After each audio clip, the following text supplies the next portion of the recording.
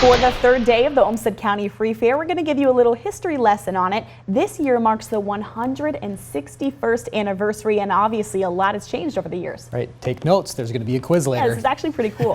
KIMT News 3's Madeline Watkins joins us live this morning to take us back in time.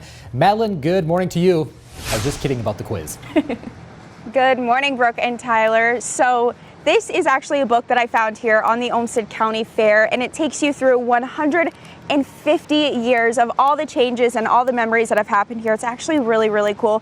And I just want to point out some of my favorite ones. So this is a picture of what the first fair ever looked like. It actually happened in 1860, of course. And then just 6 years later, in 1866, the Minnesota State Fair happened in Rochester, right at Soldiers Field. So here's a better and a closer look at some of the faces that you'll find within the pages of this book.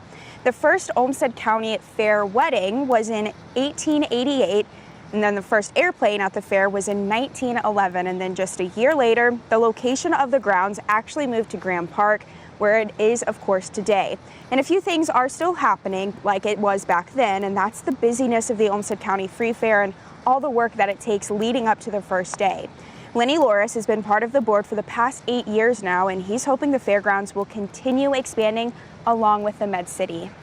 Even though the Olmsted County has changed over the years and we're more of a business-oriented county than an ag-oriented county now, we trying to figure out that niche that we need to have in order to keep everybody attracted to the fair.